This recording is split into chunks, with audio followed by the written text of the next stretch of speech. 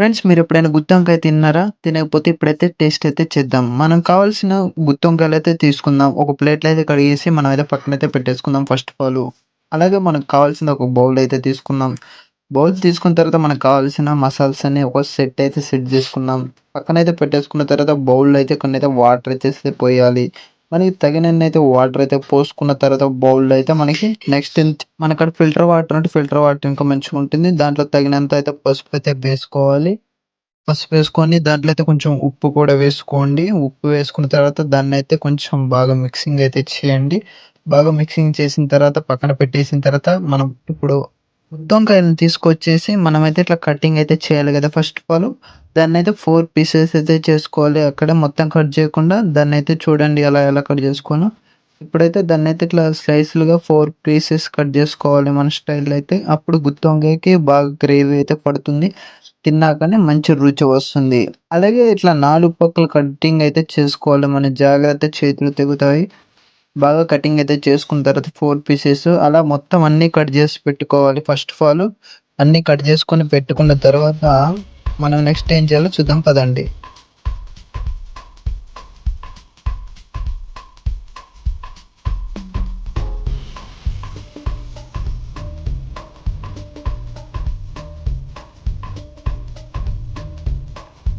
ఇప్పుడైతే 4 pieces cutting అయితే చేసుకున్నాం కదా!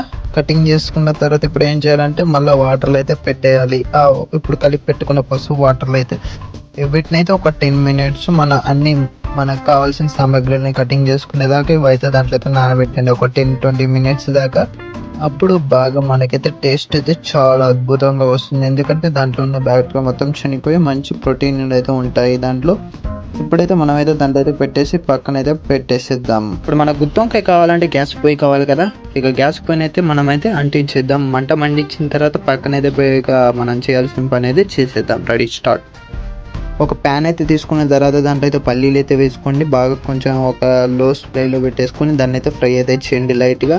అలాగే మనకు కావాల్సిన మెంతులు అవన్నీ వేసుకుంటే ఇంకా టేస్ట్ కూడా వస్తది. అవిటి కూడా వేయించేసేయండి. వేయించేసి పక్కనైతే పెట్టుకొని బాగా ఫ్రై అయితే చేసుకోండి. మాడిపోతే ఇంకా మీకు వేస్ట్ కర్రీ చేసుకున్నా గాని మంచిగుండదు. ధనియాల పౌడర్ ఉంటే ధనియాల పౌడర్ వేసుకోండి. లేకపోతే వేయమాకండి. దాంట్లో ధనియాలు ఉంటే వేసుకోండి ఇంకా టేస్ట్ వస్తది వేంపితే. ఇక మన దగ్గర జీలకర్ర గాని ఉంటే జీలకర్ర కూడా వేయించుకోండి. చాలా టేస్టీగా ఉంటుంది. అలాగైతే మనమైతే ఇప్పుడైతే అన్నీ వేయించుకున్న తర్వాత ఒక లో ఫ్లేమ్‌లో పెట్టుకొని మంచి మంట తగ్గించి పెట్టేసుకున్న తర్వాత పక్కనైతే పెట్టేసిన తర్వాత ఇప్పుడు మనకు కావాల్సింది గ్రైండర్. గ్రైండర్ కావాలంటే మనకి ఇప్పుడు ఆ గ్రైండర్‌లో వేసేయాలి మొత్తం మిక్సింగ్ అన్నీ ఆవాలు, ధనియాల పొడి, మామూలుగా పట్టిన వేయించుకున్నయి అన్నీ దీంట్లో అయితే వేసేసుకుందాం.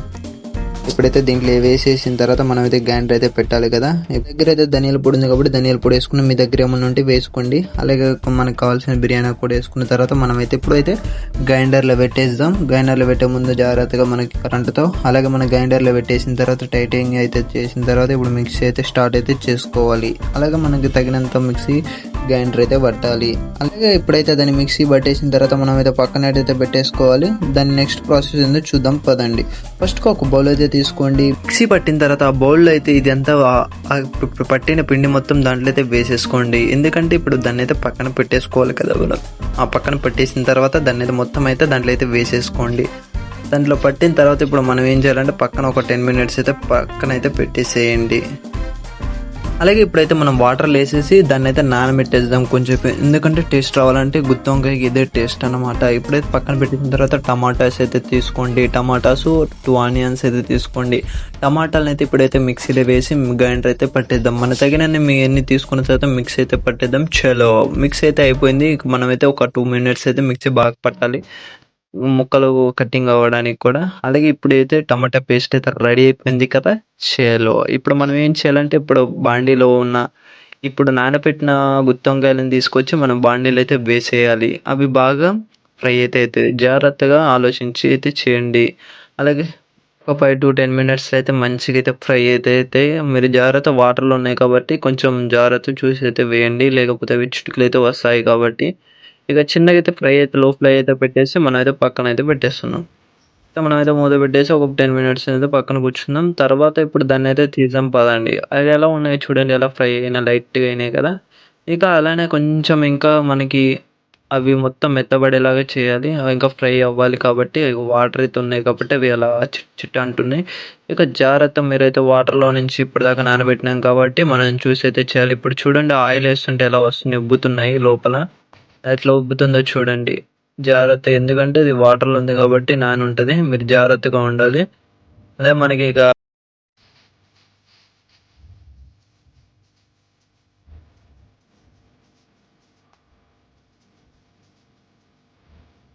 ఇక మన గుత్తొంకాయ అయితే రెడీ అయిపోతుంది. కొంచెం ఇంకా ఫ్రై కావాలి కాబట్టి ఇంకా దాంట్లో ఉంచేసిన తర్వాత దాంట్లో అయితే చూడండి ఆయిల్ పోస్తుంటే ఎలా పొంగిపోతుందో.